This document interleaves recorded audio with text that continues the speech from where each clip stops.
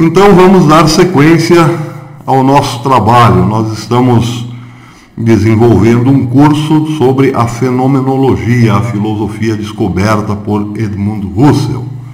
Já fizemos a apresentação no vídeo anterior, agora chega a hora da introdução. Pois é, essa também é uma tarefa difícil. Introdução ao curso da fenomenologia. Eu poderia dizer aqui que vamos trabalhar esse e aquele outro ponto. Sim, é óbvio que trabalharemos os pontos fundamentais dessa filosofia. Mas quero começar por aquilo que considero ser o final da fenomenologia. O final da fenomenologia é um convite a uma tomada de decisão, ou melhor, a uma nova postura em relação à vida. É basicamente nisso, considero eu, que chega a filosofia de Husserl. Um convite, ou melhor, um trabalho de transformação perceptiva da nossa realidade e um convite a uma mudança de atitude, porque uma coisa é expor a filosofia de Husserl. A exposição serve para a nossa ilustração, evidentemente. Conhecermos uma filosofia é muito bom, poderemos citá-la em jantares, em conversa com amigos, darmos outros cursos, fazermos palestras sobre. Mas isso é só parte do que nos exige Husserl. A filosofia de Husserl também nos convida a uma mudança de vida. E quero começar por aí. E isso é sim começar pelo final. Porque uma vez passado por toda a filosofia, tem-se a impressão de que o convite é urgente. Precisamos mudar de vida. Mas o que seria o mudar de vida? Seria basicamente uma opção pelo mundo de todos nós, ao invés de mantermos-nos num mundo particular. Eu disse na apresentação que a filosofia de Husserl traz esse contraste. Por um lado, o mundo de todas as coisas, e por outro, os mundos dentro desse único mundo. O mundo do cientista, o mundo da dona de casa, o mundo do atleta e assim por diante. O mundo do jovem, da criança e assim por diante. Pois bem, o convite da filosofia de Husserl é que esses mundos particulares percam as suas redomas, para que haja uma percepção do mundo de todos, do único mundo real. Bem, para entendermos isso, do que se trata no final das contas, a filosofia de Husserl, vem muito a calhar a figura de Édipo Rei. Pois é, Édipo Rei, muitos sabem, trata-se de uma tragédia, talvez a tragédia mais famosa de Sófocles, ou a tragédia mais famosa de todos os tempos, a tragédia Édipo Rei de Sófocles. Essa tragédia conta a história de Édipo, que mata o seu pai, casa-se com a sua mãe para ser rei. Daí o porquê ser uma tragédia. Descobrindo que matou o seu pai sem saber que era pai, que casou com sua mãe sem saber que era sua mãe, acabou furando os próprios olhos, tamanho o seu desespero. Essa é a tragédia. Mas não é isso que nos ajuda a compreender a filosofia de Husserl, e sim uma passagem muito interessante. Ao chegar a Tebas, Édipo depara-se com a figura da esfinge. A figura da esfinge está ali para fazer uma pergunta, propor um enigma aos peregrinos. E desse enigma resultava a passagem do peregrino em direção a Tebas ou a sua morte, porque a esfinge propunha algo bastante terrível: decifra-me ou devoro-te. Bem, a pergunta da esfinge, o enigma da esfinge era: qual criatura tem pela manhã 4 pés, ao meio-dia 2 pés e à tarde 3? Édipo respondeu na lata: o homem. Isso tem tudo a ver com o curso que nós daremos com a filosofia de Husserl, porque a possibilidade de Édipo ter respondido o enigma, ter acertado, ter solucionado o enigma da esfinge, é porque naquele momento Édipo não estava preso num mundo particular. Vou tentar explicar de modo mais simples. Imaginem um botânico, um biólogo passando pelo caminho da esfinge, indo a Tebas. Qual criatura pela manhã tem 4 pés, ao meio-dia 2 e ao entardecer 3? O biólogo, recorrendo todos os elementos do seu mundo de biólogo, certamente não encontraria nenhuma resposta satisfatória, nenhum equivalente àquele enigma. Talvez dissesse: olha, eu sou biólogo, conheço bastante a natureza e não me lembro de nenhuma criatura que de manhã tenha 4 pés, ao meio-dia 2 e ao entardecer 3. Um comerciante, por exemplo, diria também a mesma coisa. Recorrendo aos elementos do seu mundo, certamente não encontrou nenhum outro negociante com essas características.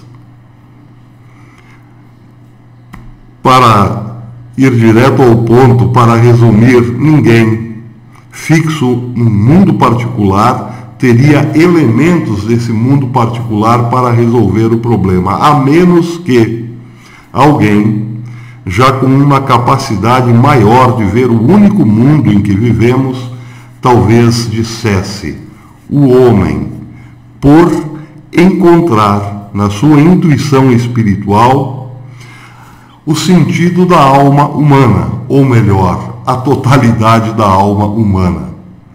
A alma humana, nós sabemos, está no tempo e no espaço. Ela se desenvolve, ela surge num determinado momento, se desenvolve e em outro momento desaparece. Essa visão de conjunto da alma humana serviria muito bem, sim, como serviu a Édipo, para dizer: opa, isso corresponde à alma humana, portanto é o homem. É o homem que de manhã tem 4 pés, ao meio-dia 2 e ao entardecer 3. A visão de conjunto da alma humana também poderia ser um elemento da psicologia, ainda que não houvesse oficialmente nenhum psicólogo no tempo de Édipo Rei, ou no tempo da tragédia grega. Mas, seja como for, o sentido que Sófocles está dando nessa tragédia é que naquele momento o seu personagem central está acima de todos os outros. Por quê? Porque não é exatamente um escravo do seu mundo. Não é exatamente o escravo dos objetivos utilitários do seu mundo. Ele está, digamos, de frente para o mundo maior, que é o mundo de todos nós. Bem, essa tragédia nos mostra alguns elementos interessantes que estão todos eles na fenomenologia de Husserl. Por exemplo, Édipo Rei, ao ir a Tebas, tinha um interesse muito elevado. Talvez fosse Édipo aquele que tivesse o interesse mais elevado. Ele ia a Tebas para ser rei. Não ia para vender um objeto, nem para fazer uma pesquisa, era para algo maior. Isso implica exatamente num interesse elevado, no mais elevado dos interesses. Também poderíamos dizer que seria o interesse em ter um êxito maior, ou melhor, o grande êxito da existência, da sua existência. Só que aí vem o problema do enigma, vem o problema da esfinge. A esfinge está no caminho, e está no caminho para matá-lo, para destruí-lo. Para chegar aos seus interesses, para chegar à realização dos seus interesses, o êxito máximo, o êxito da sua vida, é preciso sobreviver a esse desafio, é preciso sobreviver àquilo que está no caminho para destruí-lo, para derrotá-lo. Esse é o sentido da presença da esfinge no caminho.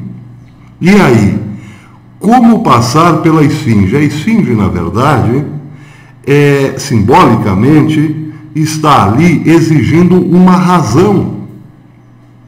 Uma razão. Por que você quer ter êxito na vida? Esse é o sentido. E aí? A verdadeira resposta é a passagem para a liberdade, é a passagem para a realização. A resposta ruim implica na morte do sujeito. No caso, o Édipo. Então, evidentemente que simbolicamente está dado o grande desafio.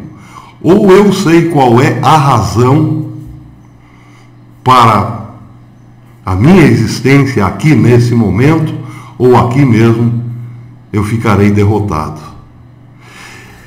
Isso, em síntese, é o convite da filosofia de Edmund Husserl. Me dê a razão. Me dê a razão para a tua existência. O êxito. Mas aí tem um problema.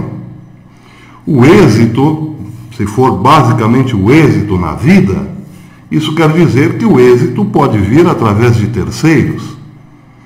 Mas se voltarmos ao caso de Édipo, a vitória de Édipo sobre a esfinge significava uma vitória, em primeiro lugar, sobre si mesmo. Ele não podia contar com ninguém.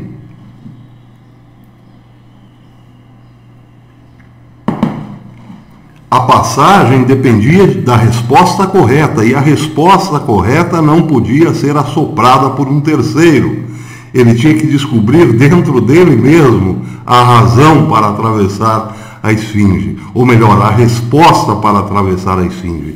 E o nosso desafio na vida, diante da esfinge da vida, é essa. Nós temos que encontrar a razão suficiente para atravessarmos este poder que pode nos destruir, tal como a esfinge podia ter destruído Édipo Rei. Mas como encontrar a razão suficiente para isso? Em primeiro lugar, não pode ser uma razão particular, não pode ser uma razão restrita ao aqui e ao agora, porque o nosso êxito na vida não é chegarmos a Teba, mas a uma realização plena da existência. E, portanto, nós estamos já entrando em elementos universais. A razão não pode ser particular, nós não poderíamos, com um motivo particular que faz sentido hoje, mas pode não fazer nenhum amanhã, para atravessar essa esfinge, ou seja, para superarmos o desafio que nos impede a autorrealização. É o desafio de Édipo. E também não podemos contar, como disse, com ninguém nesse momento. Temos que buscar a razão universal. A razão que é uma lei universal para a nossa existência. E aí, bem, aí podemos seguir em frente. Vejam, citando Édipo, nós temos quase todos esses elementos do final da filosofia de Husserl, aonde ela desemboca. Mas podemos pegar outros, inventarmos outros. Por exemplo, se morrêssemos agora e ficássemos imediatamente diante de Deus, e Deus nos perguntasse a razão dos nossos crimes, Se em nenhum momento da nossa existência, se passarmos toda a nossa existência sem buscar a razão fundamental, certamente naquele momento não poderemos responder a Deus a razão do porquê fizemos isso ou aquilo em vida. Esse é o mais terrível dos juízos. O juízo que nós mesmos poderemos nos imputar.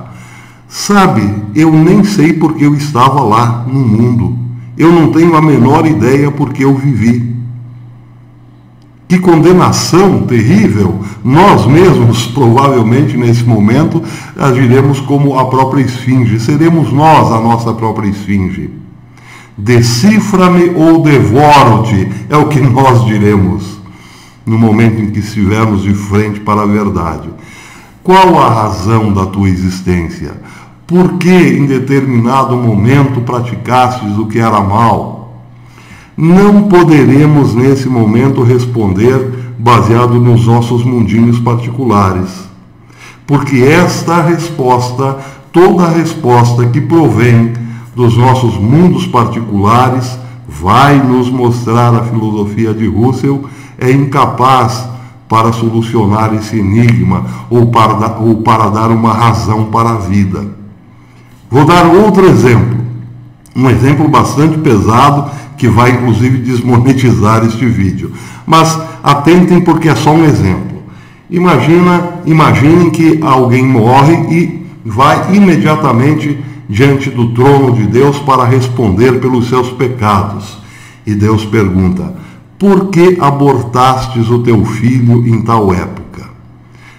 Se durante a vida aquela pessoa jamais se perguntou pelo fundamento, pela razão de ter praticado tal ato, certamente repetirá essa indecisão no momento, mas para não ficar sem resposta, se valerá dos elementos do seu mundo particular. A pessoa poderá dizer: bom, Senhor Deus, eu abortei porque naquele momento estava desempregada e tinha uma oportunidade de trabalho, mas não poderia assumir o posto, não poderia ganhar aquela vaga tendo um filho ou estando grávida.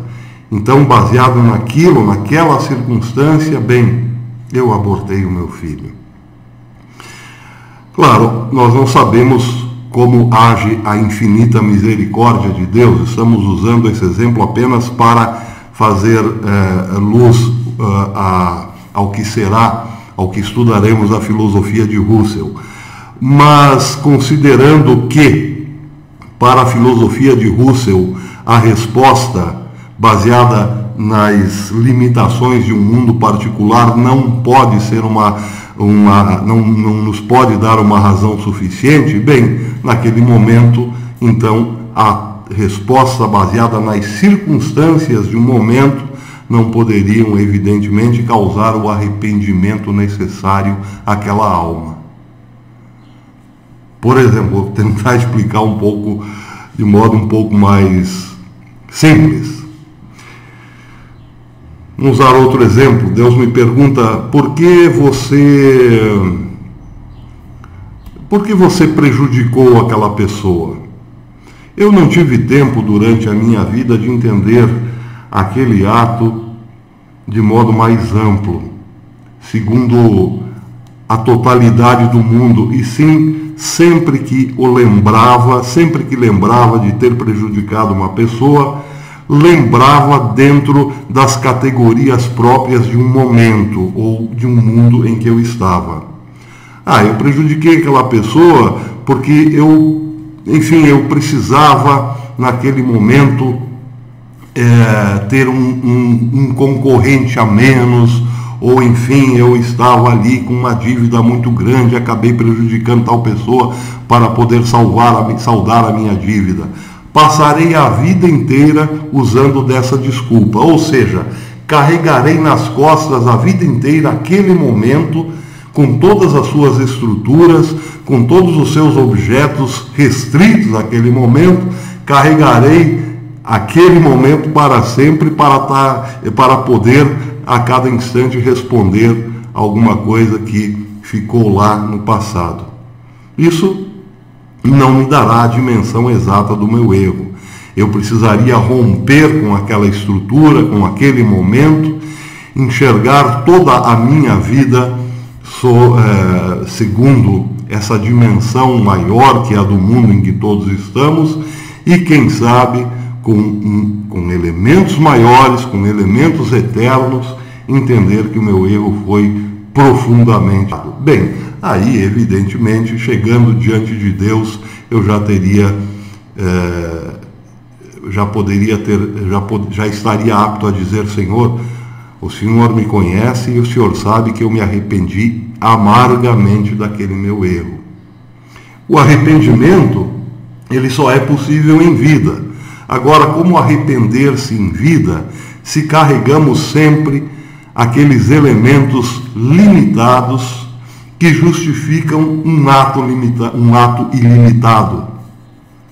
É complicado, não dá certo. Posso voltar então ao primeiro exemplo. Uma pessoa, uma mulher, uma senhora, um casal que abortou um filho. Abortaram por condições muito particulares. A vida estava difícil, não havia emprego, só podia assumir um posto, conseguir um emprego sem filho, e tudo aquilo servia como justificativa. Mas depois a vida melhorou, a vida ficou boa. Como me arrependo, pode dizer a mãe, de hoje não ter aqui o meu filhinho para dar todas essas condições boas. Opa, ali está quase que um início de demolição do velho mundo. Hoje o mundo melhorou, hoje as condições estão melhores, mas continuo carregando a velha justificativa. E muita gente acaba até dizendo: não, eu não me arrependo porque naquele momento era o certo.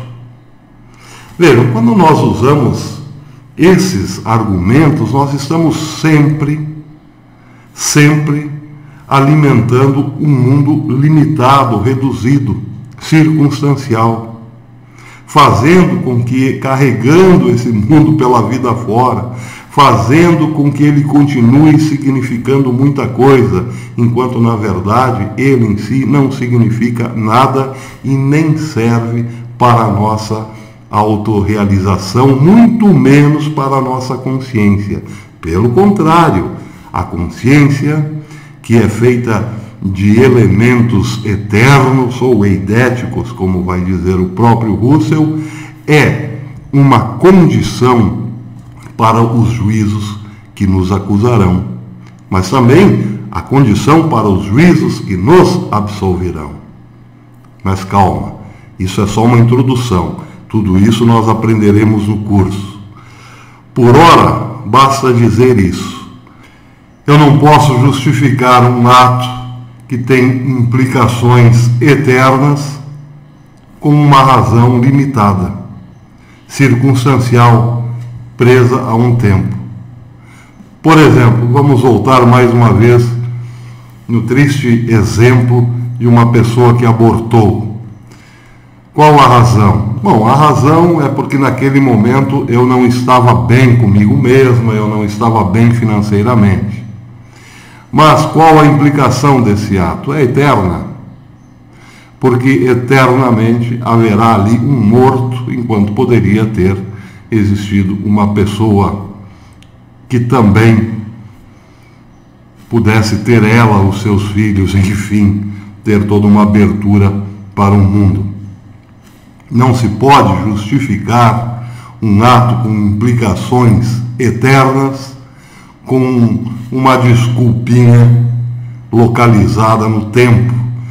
Mas, a rigor, isso não diz respeito apenas a esses modelos de vida. Isso no conjunto quer dizer o seguinte: enquanto nós sustentamos os nossos mundos particulares, somos também obrigados a carregá-los, ainda que exista outro maior que a todos nos envolve.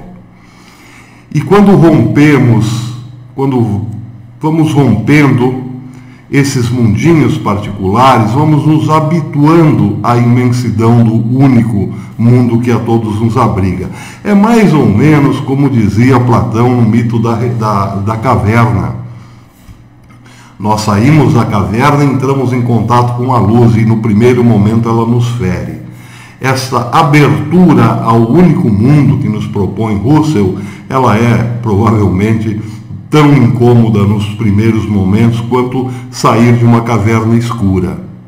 Mas logo em seguida vamos experimentando uma visão superior, uma liberdade superior. E aí já não queremos voltar para o mundo da caverna, a menos que seja para dar a boa notícia àqueles que continuam presos. Em relação à fenomenologia, podemos dizer o mesmo. Quando nos deparamos com o sentido puro da consciência, e não estou falando no sentido moral puro, no sentido moral de imaculado sem pecado, puro no sentido de que antecede todo e qualquer juízo, toda a possibilidade de ciência, mas que é em si mesmo a condição para a nossa inteligência, a condição para a ciência, puro nesse sentido. Bem, quando atingimos isso, a consciência pura, temos evidentemente a dimensão do mundo real, não do mundo fictício que carregamos, porque os mundos fictícios normalmente são recortes, são momentos que congelamos e os carregamos para justificar os nossos atos. E aí nos tornamos prisioneiros disso que carregamos. Assim é também com a filosofia. A filosofia que não tem essa abertura para o único e verdadeiro mundo é também ela uma espécie de redoma em que se tenta justificar tudo a partir de elementos transitórios, passageiros, finitos, problemáticos. Então é isso, meus amigos. O trabalho de Russell nos convida também a uma reflexão moral, a responsabilidade de darmos uma razão para a nossa existência. Mas vai além, para chegar exatamente nesse ponto em que nos encontramos diante de uma resposta verdadeira para a nossa existência, nos encontramos também diante dos elementos que justificam essa busca. E esses elementos não fazem parte deste ou daquele mundo particular. São os chamados fenômenos eidéticos. Russell, no final das contas, nos convida para uma teoria do conhecimento que nos dá os elementos de como os nossos juízos são formados, nos dá pelo menos uma noção de como a ciência acontece, de como a lógica é possível, de como as nossas ações de onde as nossas ações são originadas.